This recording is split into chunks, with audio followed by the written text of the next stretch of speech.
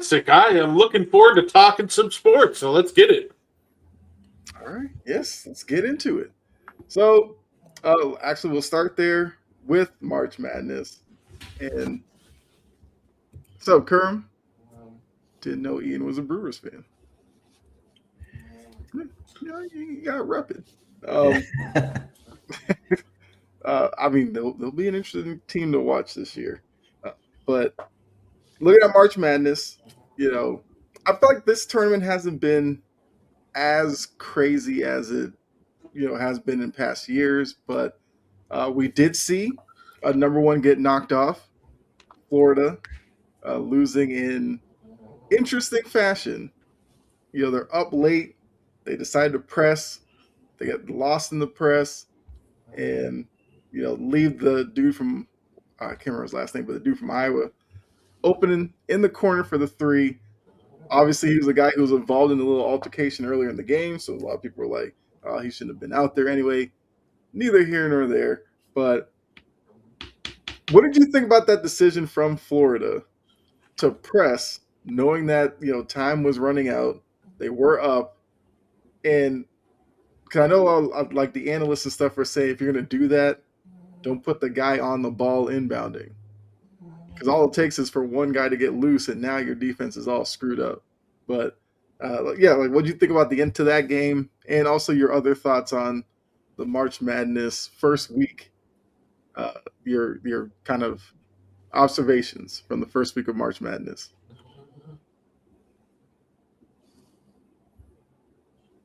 Let's see. I completely I agree with that though. When it comes to pressing, if you're gonna press, you probably shouldn't. It depends how much time's on the clock, right?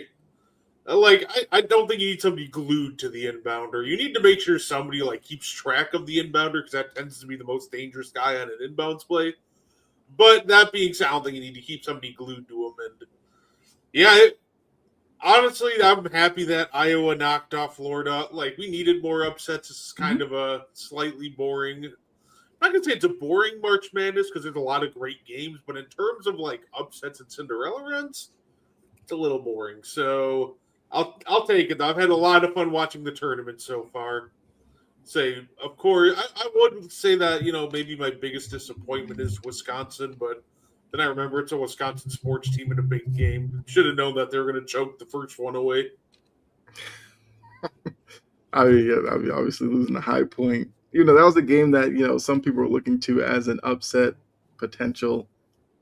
I thought Wisconsin would pull that out, and I thought Wisconsin, if they could have gotten through that game, maybe could have won another one, possibly, because Wisconsin was a pretty good team. But I guess Ian, what were your thoughts from the first week, and I guess Florida as the only number one to fall? I just thought it was really interesting how Iowa attacked that. They just kind of kept pressure on Florida and just really stuck to the game plan that they had in place. And, they found, what was his last name? I think I have it somewhere.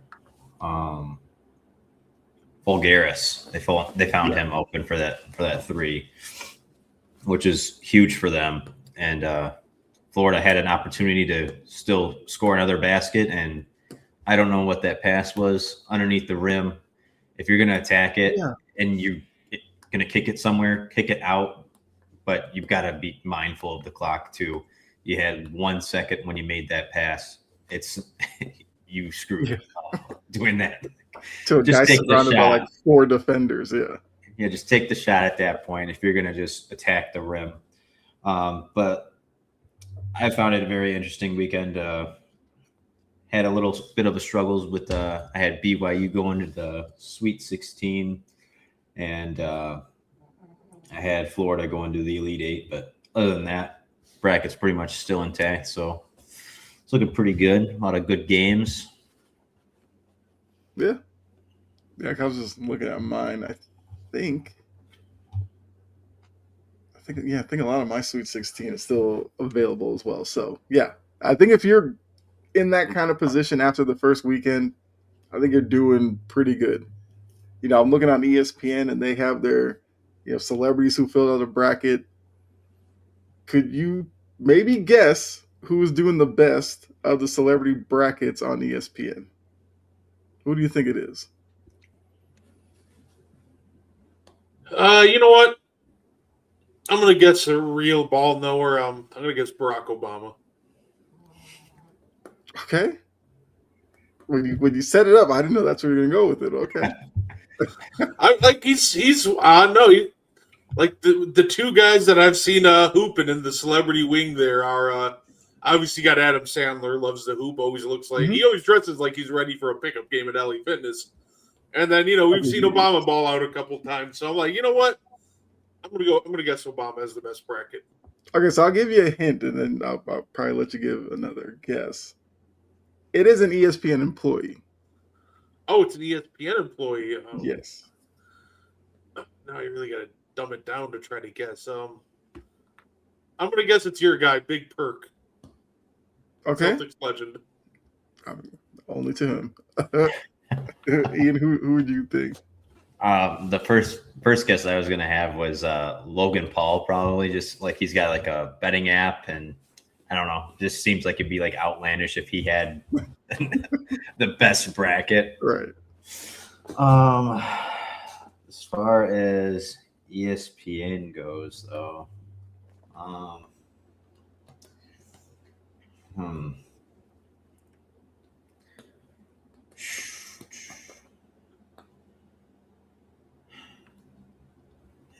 Yeah, I'm at a loss. I'm trying to think of who it might be. He is attached to college basketball. I can't think of him. No. Okay. The best bracket, Jay Billis. Oh, okay. His bracket is pretty impressive. He's, I think, missed like 3 games. I think one was a South Florida pick. A couple of them like 10, 7 games that he was wrong on. But other than that, his bracket looks pretty good. The guys on ESPN absolutely do a bracket. Some of them are, kind of shocking. Like Jay Williams is doing pretty good. Dick Vitale's pretty good. And then Joe Lunardi, Mr. Bracketology himself. I'm doing as well as he is. That makes me feel pretty good. Like that guy's whole life is college basketball, and he's doing just as good as I am. So I'll take that. But yeah, I thought that was interesting. But yeah. So Florida's the only number 1 to go down. In terms of kind of like what Brett said, the upsets haven't been plenty this year, but there are a couple of teams that I guess are somewhat surprises. Texas being a first 4 team, then beating BYU, then beating Gonzaga. Like I feel like that's one of the surprises of the tournament. And now they have a legit shot to really probably mess up everybody's bracket facing Purdue this coming week. And if they could pull that off, then, it'll be an interesting story there. Outside of that, nothing really. Well, Nebraska went from a team that's never won a tournament game to now winning 2, beating Troy, and then kind of upsetting Vanderbilt, even though they were the 4 seed against the 5 seed. But I think a lot of people assumed if Nebraska even got past Troy, that Vanderbilt probably would have beaten them. So they at least have that. I guess that's kind of a good story of the tournament. And then what did Kerwin say? Yeah. The fact that we're getting St. John's Duke and then Michigan State UConn, the big boys facing off against each other, makes the East region probably must watch for this upcoming week. St. John's is a team that I feel like people thought were kind of ranked too low as a 5 seed. Now, if they go out and beat a Duke team, they could probably have some validity to that. And the Michigan State and UConn are 2 teams that I think some people who probably fill out a bracket might have been a little hesitant on pushing them too far because UConn's had kind of a down year. At Michigan State, I'll be honest, I never know what to do with Michigan State teams because they usually will play really good defense. Offensively, they're and then they kind of lose second round or something.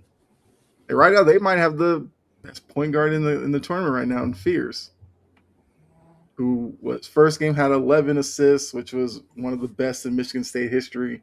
Then backed it up with 16 against Louisville. So maybe he's got a 20 assist game in him. I don't know. We'll see. I wanted St. John's. Bring it on. Okay. Remember that Duke was in a tough East region at the beginning of this tournament. That's true. Yes. And it's kind of playing out that way. Let's see. What else do we want to mention? So Michigan has gone through as your other one seed, Arizona. Kind of a tough test with Utah State for a little bit, and then they kind of took over. Then Duke. All right, so looking at the number one seeds, I guess who would you say has performed the best so far? And who are you looking at as maybe the next one to possibly fall, if any of the three? So right now we'd have Arizona facing Arkansas. Duke's got St. John's that we just mentioned. And then Michigan's got Alabama. Hey, you know what? I picked Michigan. I say my brackets are all messed up, but you know what? I picked Michigan to win the entire thing. So at least they haven't let me down yet, which probably means they're getting killed by Alabama. But you know what? All up top, go Michigan. Michigan has a lot of size. Like if they are able to do it, like you can absolutely see how they would. I mean, Ian, for you, like who's the one seed that maybe has impressed you the most, and who do you think might be the next one to fall? I'd say like the first round of games, like round of 64 games, I'd say Arizona probably impressed me the most. But then for the whole tournament so far, I'd probably say Michigan, just with how consistent they've been playing. The team the number one seed that I think could fall off next, even though I have them winning the whole thing, is Duke. Just having such a slow start in back-to-back games now. Mm-hmm. Once they play somebody that's actually like decent, like not saying that TCU isn't decent, not saying that Siena wasn't good because Siena gave them a run for their money, but they can't be down like that going into half against a very competitive team. And with what I've seen from them so far, if they keep that up, they're going to be the next knocked off. Okay. I think I'm trying to see which number one did I have. I kind of had all of them making the final. Well, not the final four, the Elite Eight. But I feel like Michigan might be the team I was the least confident in. As crazy as that sounds, looking at the way Duke's bracket kind of lined up. I don't know. I just thought maybe Michigan would fall into a bit of a trap, almost like Florida, because Florida's kind of a big team as well. And we saw Iowa kind of speed them up at times, and I felt like that's kind of where Iowa probably succeeded against them. But then now that I've watched Michigan, I'm really impressed by kind of their big men and their ability to really handle themselves on the perimeter defensively. Because a lot of times when you have big men, you're afraid that they get switched out on, and then guards beat them, which completely sinks your defense. Michigan doesn't really have that problem, so I might agree with you that it's Duke, because I think St. John's might be the toughest matchup of the three. I think Arkansas could probably give Arizona a pretty good run as well, but yeah, I'd probably say it's probably Duke, which would probably make a lot of fans happy because we know Duke is one of those schools that, if you went there, you love them, then you probably hate them. All right, let's see. Okay, so I guess just a quick update. Brett, you said you have Michigan winning it all. Yeah. Okay, so you're still good. Ian, who did you have winning it all? I have Duke winning it all. Okay. I got Houston. So we got three different ones. And all of our teams are still in it. So I thought you were going to have Boston College winning it all. I would love to see Boston College just make one of these years. Like Oh, fair. the schools up there between them and UMass. I mean, BU probably has like the best chance of getting in, but yeah, I don't know. It's been a while. I missed the Troy Bell days. Those were some good days at BC, but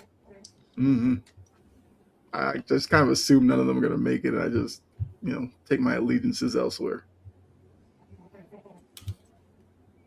Let's see. All right, so any other observations from March Madness before we move on? Oh, have you guys been watching the women's tournament as well?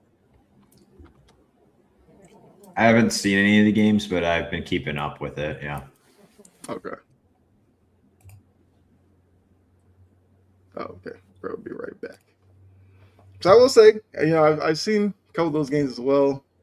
I think from what I've seen, I feel like UConn's clearly the best.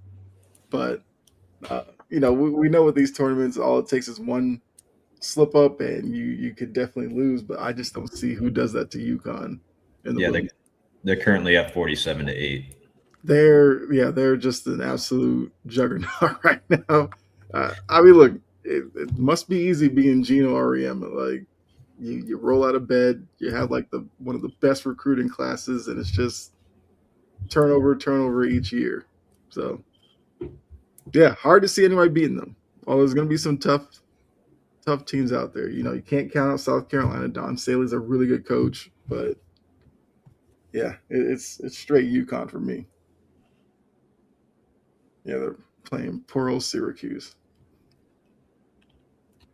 All right, so let's go to the NFL. Free agency has kind of obviously slowed down. We already know that. But a wide receiver did get paid. JSN, locked up by the Seahawks. Was the annual average like $42.5 million a year, I believe. I feel like we could all agree, money well spent. JSN is a great young wide receiver. They're coming off of a Super Bowl, so it made a lot of sense. But looking at remaining of free agents that are out there, who do you think is that guy that could have the most impact on a team once he's signed? There are some interesting names out there still. So, yeah, the best part about the JSN deal is he still has 2 years on his rookie contract, so it's really spread out over 6 years. So I think it's closer to an average of I think the new deal is like $42 million, but if you added like just 2 years in the rookie contract, it's closer to like 30 something. But free agent value for him. Oh, absolutely. That's why you extend early. Hope you're listening, Jerry Jones. Best free agent still available.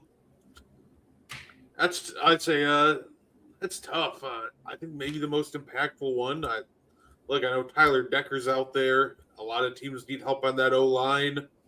But I thought 49ers Juwan Jennings was an absolute baller for him last year. Mm-hmm.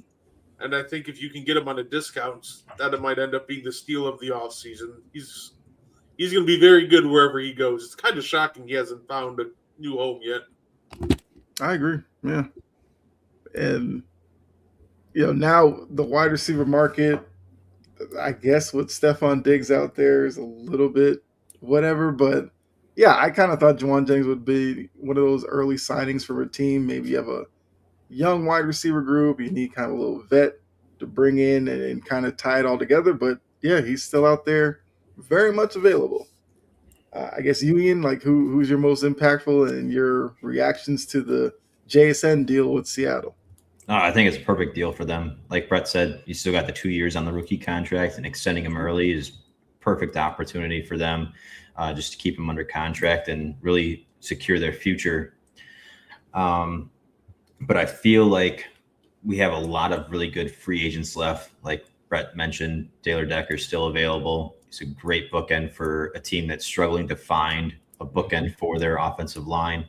You also got Fulele. You've got Joel Bitonio. There's a bunch of guys that are still available. But I think I'll go opposite side of the ball for mine that I feel like could be the most impactful is that a team that's struggling for some pass rush right now. Mhm. Cam Jordan just came off Yeah. great year, showing that he still has a lot left in the tank. Yes, he's older, but you can get him on a vet minimum deal. And I feel like he could really bolster somebody's pass rush and help mentor some of the young guys and just be a great locker room presence for somebody. Brett, I was surprised you didn't mention Falele. He's out there. I'm sure teams are going to be tripping over themselves to sign him. I'm kind of mad he won't be in Baltimore. Like it was so much fun making fun of Baltimore for rolling him out there week in and week out. Hey, Kyle, the Patriots might need some O-line help. I'd rather take Joel Bitonio and him's like 1 foot out the door in retirement over Falele right now.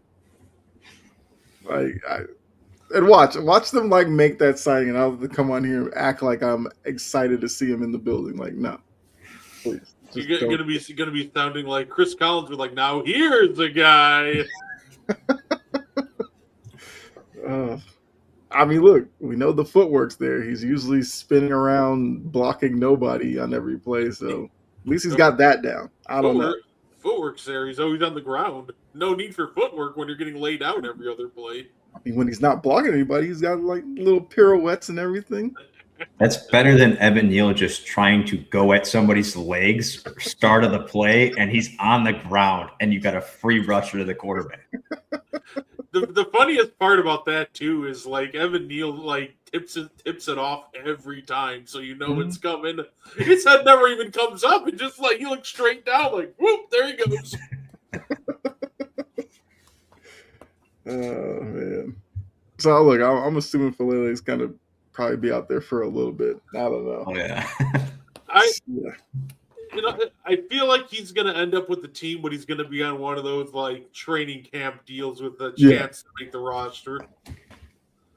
Right. I mean, hey, what somebody on this panel has his old coach, so I'm not going to. That's why I threw him. That's why I threw him out there. I was like, great free agent available. He's trying to pawn him up the other teams. Hopefully they're watching. He's going to clip this put on Twitter. You'd see this: Panthers, Packers, Buccaneers. I mean, that I could absolutely see that. Getting close to trading camp, Giants bring him in. Harbaugh probably tells us, "Oh, he's a really great player. We're just going to bring him in and bring a different." It'll be like, no, we know what he is. Like, don't lie to us. If the Giants do bring him in, I need it to happen on draft night, like right as the Giants are making their pick. So we have Ian just to react to everything. Like he looks at his phone, boom, Falele. Look at the screen, boom, Giants drafted a running back. Don't even worry about it. Driving to New York. Right. Hey, he's there to announce the first round pick. Yeah. Give me that mic. I'm making the pick now. I think another name that I was kind of intrigued by, Njoku at the tight end spot. Big thing with him, past couple of years he's been injured. So it's more so about how healthy can he be next year. But if he's healthy and he plays a full season, like he is a very productive tight end. And, obviously my eyes go to him because as a Patriots fan right now, you have Hunter Henry and Julian Hill as your tight end room. Like, I assume they probably draft one, but I feel like Njoku with Henry could be a interesting tight end combo. But, I mean, he's still out there. I'm surprised by that. Heard some rumblings maybe that, some teams are looking at him, but I don't know what's going on with him right now. Njoku could be like the Colts and just go get some basketball player. Right. Right, because it worked 20 years ago. Let's just go get another one. Hey, Mo Alley Cox better than Austin Hooper. So greatest sports debate I've ever heard, by the way, on TikTok. If you haven't seen it, go look up the two guys that literally sit there and debate who's better between Austin Hooper and Mo Alley Cox. It's incredible. Yeah. No, it's funny that David Njoku just seems like that kind of guy, though, that his breakout comes as soon as he leaves Cleveland. It's kind of like how he's like T.J. Hawkinson, for example. He was, solid for Detroit, but he really blossomed as soon as he hit Minnesota. Mhm. Feels like the same thing's going to happen with Njoku and Kyle Pitts. Like, those two just strike me as soon as you get to somebody that knows what they have with you, you're cooking. Well, it helps when you don't have Arthur Smith, who's like, all right, we're going to use you as a decoy. Yeah. Hey, look, how else are you going to really get those weapons like Matt Collins and Scotty Miller open? I guess. Yeah. I mean, hey, someone's gonna make those tough decisions. Arthur Smith is willing to do that. That man had Pitts, Robinson, Drake London, and he was just running go routes with Matt Collins. Arthur Smith, the man of the people. Yeah, flooding the side of the field with all the talent and then just letting some guy sneak out the side. Scotty Miller running a drag on the other end of the field. Like, who's this play for? Huh. Hey, what? Why are we 9? Why are we 7-8? Look, I said that for like 2-3 years now. You look at the talent on that side of the ball. How are you barely a 500 team? It's crazy to me. But look, now Stefanski's the guy who gets to try to figure it all out. Something tells me it'll probably look a little better with him running the show. Stephon Diggs, also a name that's out there. I saw somebody saying like Stephon Diggs might come down to Baltimore and Tennessee. And I was like, it's kind of an interesting dilemma for him. I immediately thought, if I'm Stephon Diggs, I'd go to Tennessee. You go to Baltimore, you're going to turn into DeAndre Hopkins, who had 300 yards receiving last year, if that. We know Stephon Diggs would not go for that in a year in Baltimore. I feel like you go to Tennessee, you got Dayball, who's already there, knows you, would probably utilize you a lot better. That's just me. I don't know. That's like the nicest way to tell a wide receiver they're washed without saying they're actually washed. Like, yeah, I think they should go to Baltimore, Tennessee. Like, we know what kind of receivers go to Baltimore and Tennessee. I mean, that is true because, a lot of big names have gone to those spots later in their career. I didn't even actually think about that. They got legends like Titans, Andre Johnson and Julio Jones. Oh, the Julio Tennessee. Oh, that was brutal. But I actually do think Diggs would probably be happier there than Baltimore. Like Zay Flowers is frustrated some games in Baltimore because they can't find him. It's like, yeah, let's throw Stephon Diggs in the mix and see how that goes. No. Plus Minter, we don't even know what kind of offense Minter's coaching staff is really going to run. Oh, plus, you got to save that money for that $40 million a year Zay Flowers extension next year. Yeah, somebody that's not utilized in the offense has a hard time keeping his hands on the ball. God, if Baltimore does that, I am absolutely going to roast them. Because let's see, JSN, Zay Flowers. Yeah, okay. They're the same. They got No, that's also true. he could probably feed them easier if he wasn't choking his chef. Just saying. Well, let's just hope he gets through an off season with no boat videos. just stay away from it. That's the issue. That's why they didn't win. He was busy. Videos. I mean, hey, now it's just I tried to let pre-workout. it go. They're all good. I tried to let it go. The man had a 1,000-yard regular season. Ultimately, that little baggie did it to us, man. Yes. Speaking of someone who knows a lot about boat videos and what it does to their team's postseason success. Yeah. I thought you were about to say you know a lot about little white baggies. I'm like, what are you trying to say? No. They turned that giant. Didn't they turn into a 30 for 30? Like, how crazy is that? Yeah. It is funny how they blame the entire downfall of the Giants. Yeah. Like back to one picture of them on a boat together. Exactly. And now we got Odell catching one-handed, passes in flag football. still getting absolutely decimated. Dwight Howard is the king of that.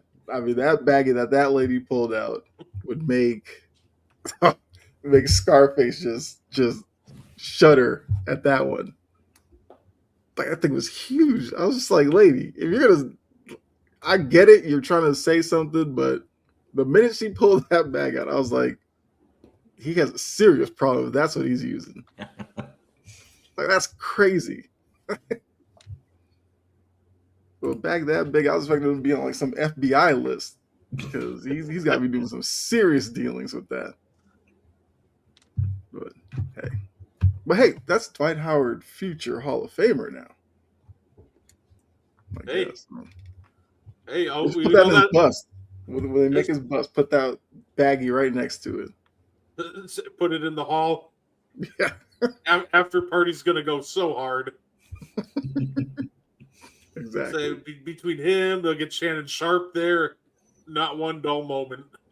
Hey, bag like that, you'll get Tyrone Biggums to show up.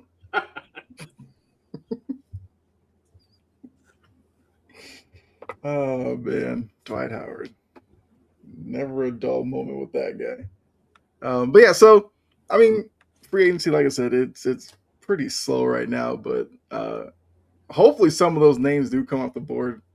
Because like I said, like you said, Brett, Juwan Jennings, I'm surprised he's still there. I thought Taylor Decker would probably have gone sooner because, like you said, so many teams could use a pretty good tackle. Maybe he's trying to wait for the right offer. Plus, we still have the A.J. Brown stuff that will never go away, I guess, until the season kicks off. And even then, it'll just turn into, oh, maybe let's move him at the deadline. And they'll spend the whole time up to the deadline talking about A.J. Brown. But as I have, I'm part of the Romeo Dubs fan club. I hope the Patriots don't go crazy giving away too many picks just to get A.J. Brown. Let Romeo Dubs cook with McDaniels. Let's go. All right, let's go to the NBA. NBA season, we're coming down to the sprint to the playoffs. I feel like it was maybe 3 weeks ago or something we did our top 5 contenders, which is up on the Wire to Wire Facebook page. I feel like we would kind of revisit. And now, a few weeks later, who are your top 5 contenders in the NBA as of right now? So I guess we'll start with you, Ian. Who are your top 5? I'd probably say Oklahoma City, San Francisco, Detroit. Even with the injury to Cade, I feel like he'll be back in time for a playoff push. Boston and Denver. Okay, so OKC, San Antonio, you got Detroit, Boston, Denver. Okay. Brett, what's your 5 looking like? Oh man, I think the 4 locks that I have are Pistons, Celtics, Thunder, Spurs. I'd say the last one is always so tough, right? Mm-hmm. Yeah, I said them a couple weeks ago, but I'll stick with Cleveland. I believe in the Cavaliers. All right, believe in the Cavaliers. Jory said, proud of her Lakers. Lakers are playing really well right now. I love I got a notification today, like, LeBron reinventing himself. And I was like, okay, well, let's calm down.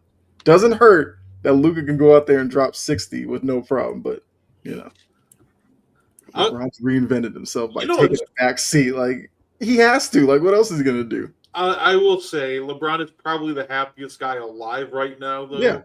We got to remember with LeBron, he's always seemingly wanted somebody to like take the playmaking duties from him. Obviously, there was the infamous when he was in Cleveland, we need an effing playmaker line. So I feel like there's some people are like, I've seen some LeBron stans complaining like, LeBron can do so much more in the offense. I'm like, I feel like LeBron's just happy right now, just he comes out, he got somebody to take the pressure off him, and he can just kind of focus on other parts of the game. So, hey, I'm here for it. I think LeBron's done a great job adjusting. And I'm happy that DeAndre Ayton has finally figured out that he's not there to get 20 post-ups a game. Yeah, I'm sure he had to be such a big man to kind of realize that. I'll let Luka and LeBron and Austin Reeves. I'll let them run the show. I'll just play the bit part over here in the background. Like that whole storyline was hilarious to me. I honestly don't know if DeAndre Ayton saw like Arizona as a 1 seed. He had flashbacks to when he was at Arizona and it was like, I need to be more part of the offense. He was never going to be that, but it's DeAndre Ayton. Luka's making an effort on defense and it shows. I know a lot of people would kind of tie like Luka and Trae Young kind of defensive prowess together, but I always thought Luka was more of an effort guy at least than like Trae Young because of probably his size and everything. It's only so much he can do. Like Luka's a big guy. Like Luka moves his feet, he can stay in front of a lot of people. We're not asking Luka to turn into Kawhi Leonard. Like just don't give free runway to the front of the rim. And he has been doing that. They've won 9 in a row. Mm-hmm. Have kind of solidified themselves as third in the West with Minnesota's is without Ant for a little bit. I know Denver's hit a little bit of a snide right now. And then Houston, that clown, well, I can't say clown show, but it's a bit of a mess in Houston right now. Something that we all kind of talked about, the lack of the point guard is really biting them in a lot of these games. Like they're sitting there giving it to Durant up around the half circle and like, hey, Durant, use your handles and get off a shot. And it's like, why are we asking him to do that? They just need somebody that can like. It's funny because they've been scoring much more efficiently since the All-Star break. But man, like for the better part of the year, that they just haven't been an efficient team. And then once Steven Adams went down, they just got to find a way to keep generating efficient looks because their old style of playing, just give it to KD, Amen, or Sengun and let him cook. It isn't going to work. You don't have Steven Adams to just scoop up all the misses. So it'll be interesting to see if their little hot shooting streak they've had recently continues into the postseason. I mean, isn't it still kind of wild they haven't tried one of these, point guards that are kind of just laying around out there? Tried to bring them in to at least kind of give some pressure off of KD or whoever to kind of facilitate. I know a lot of people say just give it to Reed Shepherd, but even if you did that, you still would need somebody else to help Reed Shepherd when he's not on the floor. Like I don't get why they're so reluctant to bring somebody in. Should have pulled the trigger on the Trae Young trade when they had the chance. Very true. Hey, I'd say even if you don't think the fit is going to be immaculate, the fact that Trae Young just went for a salary dump, I almost feel like some teams might be kicking themselves in the butt for not going after him when they had the chance. Looking at you, Orlando. Yeah. Oh, Orlando spent a couple of days above the play-in line. I think they fell back down with a loss or something the other day, but they're teetering there of being a top 6 team in the East. But yeah, they've been wildly frustrating all season. Yeah, I think they just got to get. It almost feels like they need somebody now to just put the offense together, and that guy's just not Jalen Suggs. I think Jalen Suggs is a very good player, but I think they need somebody with a bit. Obviously, they need somebody that can score a bit more efficiently at the point guard spot. But I just also think that they need somebody just with a higher IQ that can get everybody set up in all the right places. Kind of like a Drew Holiday of sorts, ironically. Mm-hmm. Also, the Hornets, their little hot streak has led them to they started this hot streak probably 11th in the East. They're just 10th in the East right now.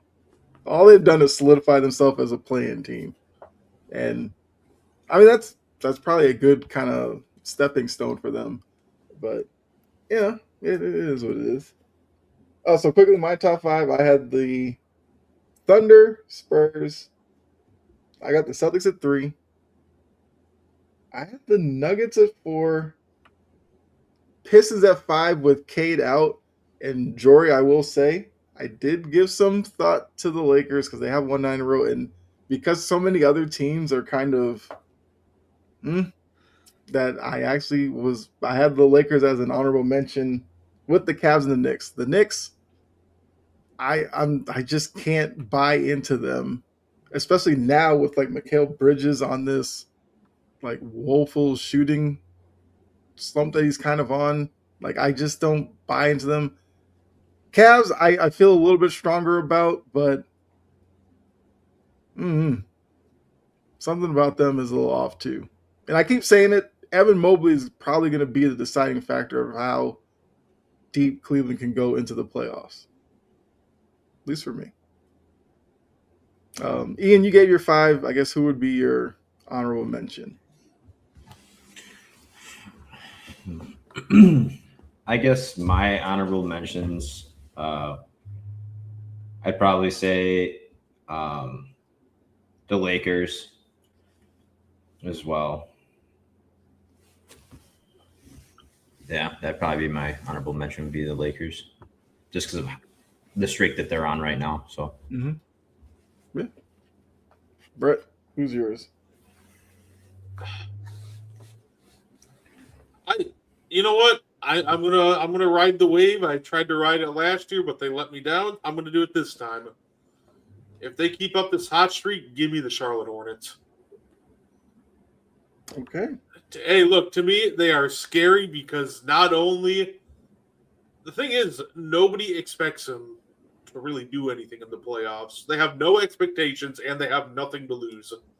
I think that is a terrifying combo if you're playing against them because they're just going to play as freely as possible and say, hey, shout out to Concanupple for helping turn that team around. He's going to be Rookie of the Year. It's going to be awesome. That is the second time tonight you completely swerved me. The way you led into that, I was thinking you were going with some other team and you dropped the Hornets on me. Okay. So now I got to come back with this question.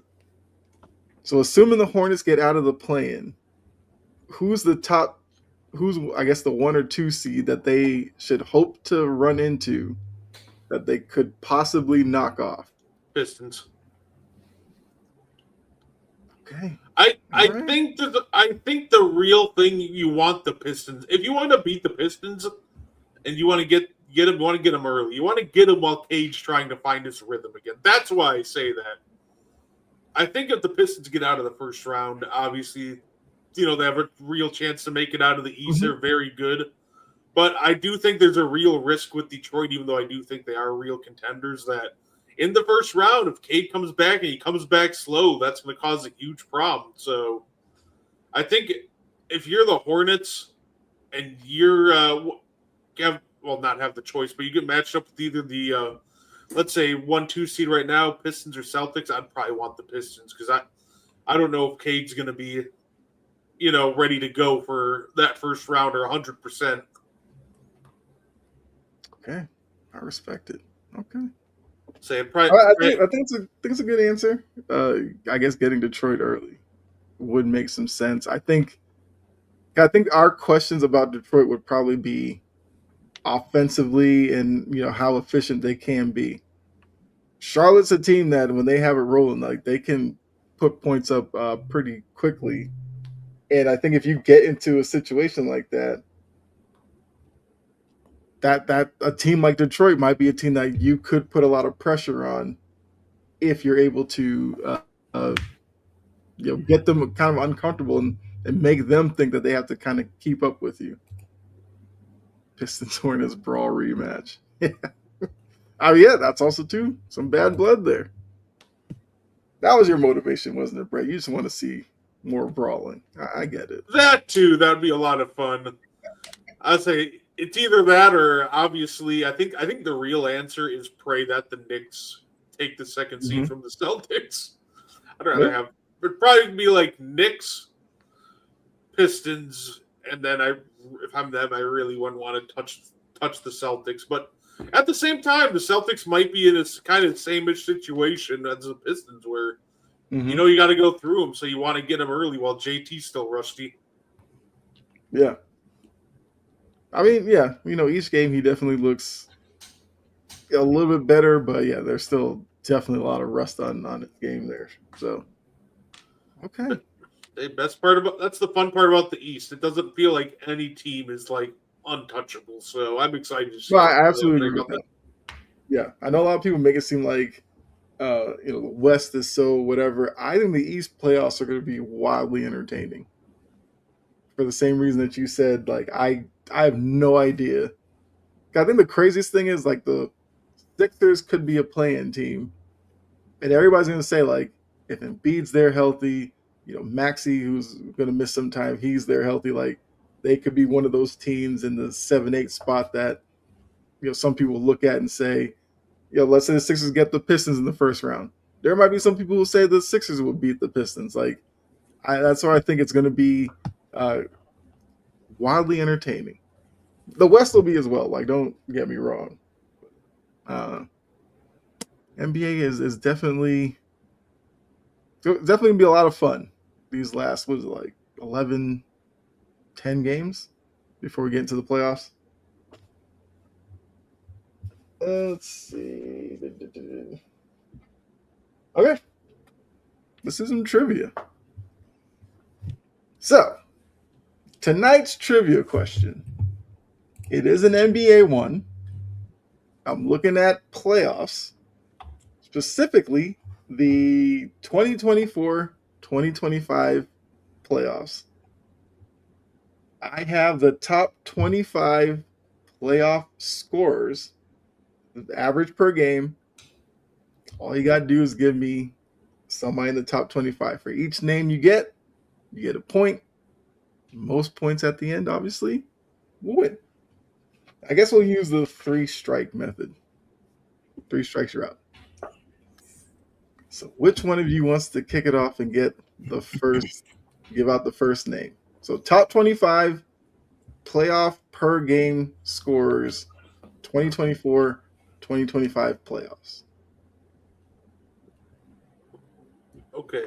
I'm throwing out there because I feel like let's start with the layup. I feel like D Mitch is on there. D Mitch. Yes, Donovan Mitchell was number 4, averaged 29.6 points per game. So that is a point for you, Brett.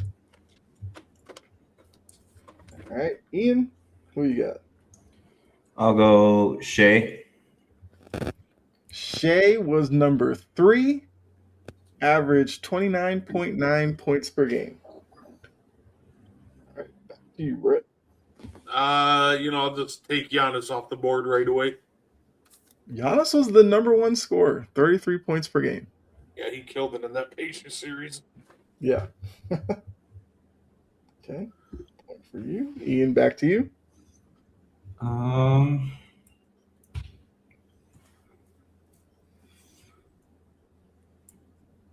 Let's see if Dame's on there. Dame. That's going to be your first strike. I don't even see Dame. Dame didn't really play that much because I believe he had like the Achilles tightness and then popped the Achilles that. Right, yeah. Yeah. I was trying to remember that, yeah. So, yeah, no Dame, that's strike 1 for you. Okay. All right, give me, let's see, who was on a heater in that playoff run? Give me Julius Randle. Julius Randle will give you a point. He was number 17, 21.7 points per game. So that's 3 for Brett. Ian, you have 1. It's back to you, Ian.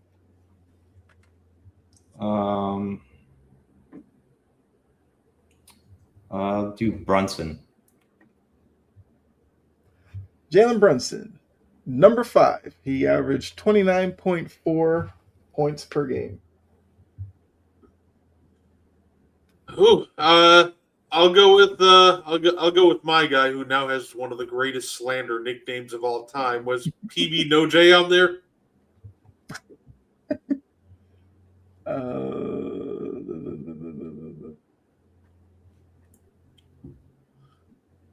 Where is I he? feel like Banchero's got to be somewhere in that. He's going to bring it Bancaro, up. yes, he is there. Bancaro's number 6, so probably shouldn't have been looking that long, but 29.4 points per game for Paolo Banchero. Back to you, Ian. Jalen Williams. J-Dub, okay. J-Dub. Jalen Williams, number 19, 21.4 points per game. Back to you, Brett. Tyrese Halliburton. Actually might not be on there. What? Maybe. Halliburton will be your first strike. He was number 27 at 17.3 points per game. I said that, then it hit me. I'm like, he didn't really score that much, but he was just close. Okay. All right, so Halliburton's your first strike. Back to you, Ian.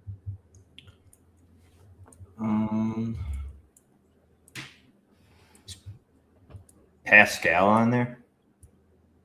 Pascal is on here. Number 21. He averaged 20.5 points per game.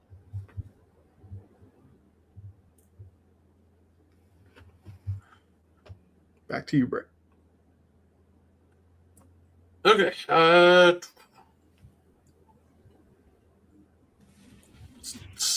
Steph? Steph Curry is number 14. He averaged 22.6 a game. All right, back to you, Ian. Luca. Luka is number 2, 30.2 points per game. Oh, why not throw LeBron out there? LeBron was number 10, 25.4 points per game. All right, you guys are getting through this list. Back to you, Ian.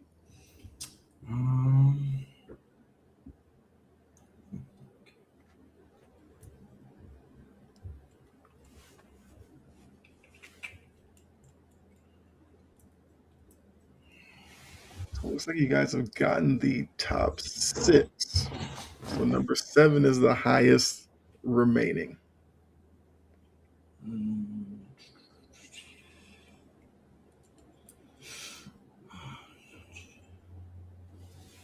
Let's go Cat. Karl Anthony Towns is number 18, 21.4. Back to you, Brett. Is Jimmy Butler on there? Jimmy Butler, number 22, averaged 19.2 points per game.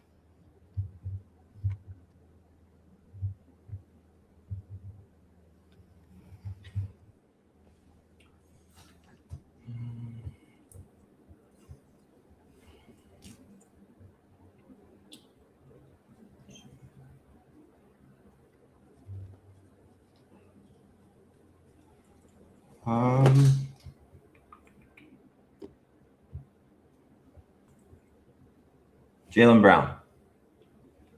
Jaylen Brown, number 15, 22.1 points per game. I feel like I have a 50-50 chance to get this one right. Okay. Because I feel like there's one Houston Rocket on there, and it's got to be either Jalen Green or Al Prince Sengun. Okay. But wait, I think Jalen Green had that one random 6-point game. Yeah, he's pretty awful against the Warriors, so I'll go with Sengun. Sengun is number 20 on the list, 20.9 points per game.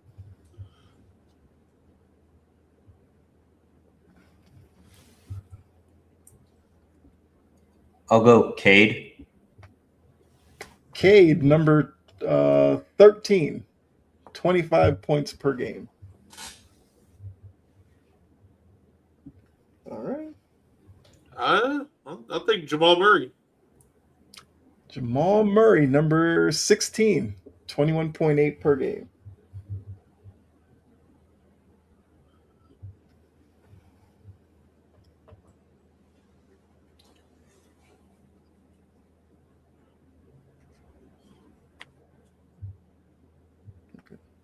Did we say Tatum yet? We did not. Jason Tatum was the highest left at number 7, 28.1 points per game.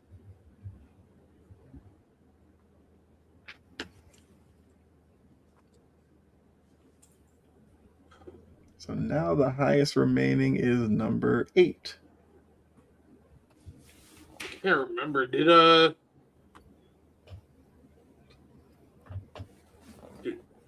James Harden?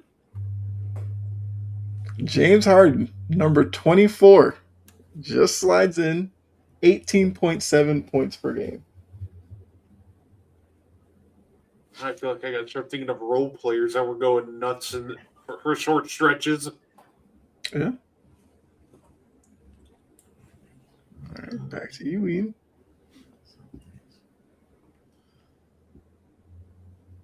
Have we said Jokic yet? Jokic is number 8, average 26.2 points per game. All right, so now the highest left, actually number 9 is left. That's the highest. Who are some guys that went nuts? Okay.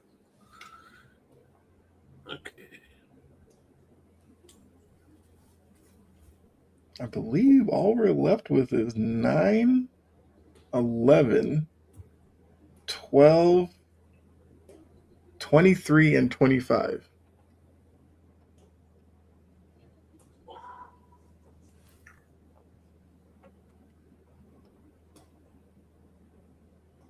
Let's see. The Warriors Rocket series went to 7. I feel like there's got to be somebody else from there. I think somebody from there here, but I can't think of it yet. It's not Jalen Green. Could throw a shot in the. You're giving me a look. I feel like I should go with my shot in the dark. I'm not swaying you either way because I feel like Jalen Green is just going to stay on your mind. That's all. No, because I know it's not him, but there was more scoring to obviously push that series to 7. Okay. The only other guy I can think of, Fred VanVleet. Is that your guess? Yeah, I'll go Fred VanVleet. Fred VanVleet is number 25. Wow. Okay. Oh, wow. Okay. Good part of me thought you were just going to say Jalen Green just to get it out of your head, but that's different to VanVleet. Well, he is in my head, but because he had like such a bad series, I'm like, it went to 7. There's got to be 2 other guys that scored to make it happen. Okay. Ian, back to you. I'm going to go with the third scoring option for the Celtics and Derek White. Derek White, number 23, 18.8 points per game. Ooh, you know, it's funny. I believe we're just left with 9 and 11.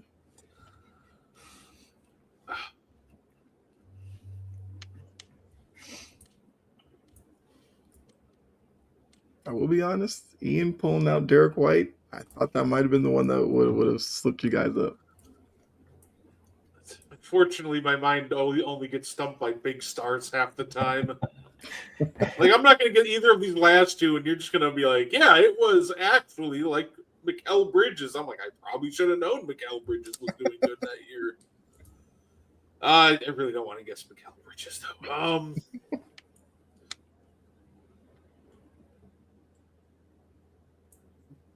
No, he had the foot like the injury. I was gonna say Darius Garland, but I know he's not gonna be there. Uh Clippers had Kawhi and Harden. They're not gonna have anybody else.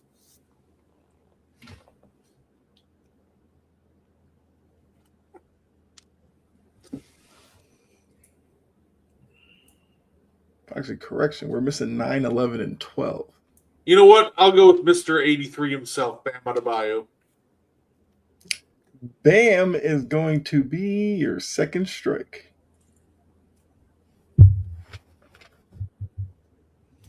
Okay, Ian, to you.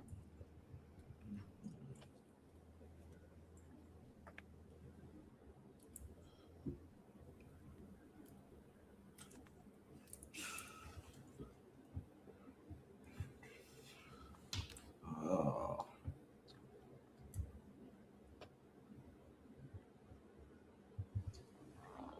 Anthony Edwards. Anthony Edwards is number 11. 25.3 points per game. See, told you it was gonna be somebody. Well, back to you. We got 9 and 12 left. I'm gonna get knocked out. I'm gonna go out swinging. Somebody else had to score besides Banchero, so off the top of my head, I'm gonna guess Franz Wagner. Franz Wagner is number 9. 25.8 points per game.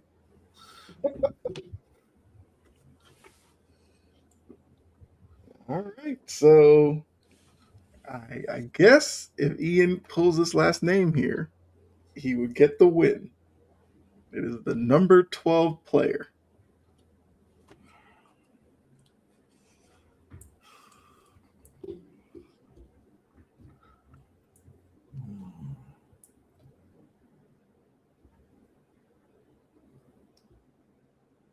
I know Brett mentioned it, but did we actually say Kawhi? Had that same thought, like, wait, I don't think I ever said Kawhi. Never said Kawhi, and number 12 is Kawhi Leonard. He averaged 25 points per game. Because Brett said Kawhi, and I was like, I don't have him written down. Because Brett was like, Thank you. it has to be a Clipper on here. I And he went to Harden. And then, like, this next turn, he was like, could go Kawhi. But then, no, I think it's just Harden. And then he just went somewhere else. And yeah. probably didn't help myself by stop writing names after Julius Randle, so I couldn't remember if we said Kawhi or not. I just assumed we did. By the way, Yeah, that's the top 25. I mean, you guys got through without striking out. That's impressive. shout out to me and Ian, by the way, for like forgetting about Kawhi and Anthony Edwards, but getting to Fred VanVleet and Derek White before both. I mean, look, if you hadn't had another round, your mind probably would have gone back to the Clippers, or you probably would have said like Zubac, who was actually 26th on the list. You're probably not wrong. That's the sad part. Yeah, guys who just missed Zubac was 26, Halpern was 27, Evan Mobley was 28, Anunoby 29, Aaron Gordon number 30. So Jory put Reeves. Where is Reeves on this list?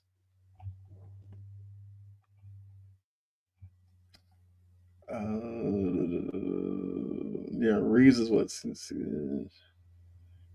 71. Bam was number 70. He averaged 17 and a half points per game. You also mentioned Garland, but Garland was like 68th, 18 points per game. Yeah, because I remember he got hurt and then he just started playing really off for the rest of like that playoff. So I was like, Garland, nah. Who was somebody else that you? Oh, you did bring up Bridges. He was number 33, 15.6. But yeah, okay. So that was trivia. You guys did well. I will obviously have another one for next week. But yeah, I mean, that's all we have for you tonight. Unless there's anything you guys want to add before we get out of here. I would say I had a lot of fun tonight. I'm glad we finally didn't screw up a trivia. Yeah. If Yes, it anybody's will. just tuning in, Ian beats me in trivia every week because for some reason I'm awful at trivia. So it's finally nice to finally have a competitive trivia game that isn't just like, yeah, final score, Ian 100, Brett, yeah, just go home. I mean, look, you each had some deep cuts. Like the Van Vliet one was impressive, and like I said, Ian, I did not know if Derek White was going to get called, but you named him. Hilariously enough, my mind did start going back to the Celtics after Van Fleet. I don't know if I would have went with Derek White, but it probably would have came up eventually. Mm-hmm. I feel like my mind would have went like Pritchard. No, he didn't have enough volume, and then we would have started hitting like Derek White's name. Right. I mean, Brett, you can let them know Meaty Boys tonight what they can look forward to. Yeah, we're gonna have a lot of fun. We're gonna talk some wrestling. We got some fun segments planned out. Gotta rank these WrestleMania video packages ready for you, and then make your dream WrestleMania card. The kicker is you have to use celebrities and not actual wrestlers. So, what would your dream WrestleMania card be using celebrities? Okay, so bringing back like the celebrity death match. Yeah, pretty much. To Ron Artest versus the Fan in Detroit. That video is just like the poor kid just holding the cup like it wasn't me. I'm holding my cup, and he's still. The wrong guy got punched was the best part. But I remember watching. I was like, "Hey, Ron, he's holding his cup. He couldn't have thrown his at you. Like, why are you going after him?" He probably said something on his way up, and Ron probably heard it. Didn't take much for Ron to go crazy. But yeah, so yeah, go ahead. my first matchup, Ian versus Ben McAdoo, Giants legend.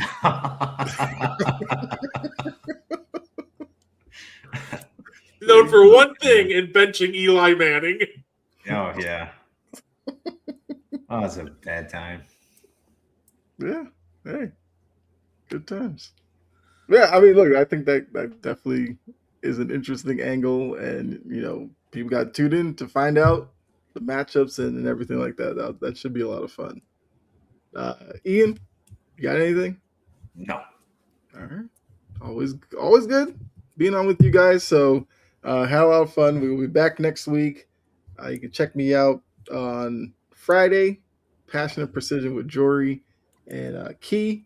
We will have a fun show lined up for you then as well. Also, check out all the other shows here on the network. Make sure you like the Wire to Wire Facebook page, or subscribe if you're over on YouTube. And yeah, we'll be back next week for some more fun. And hopefully you guys will join us. So until next week, we're out of here. Good night. Enjoy the rest of your week.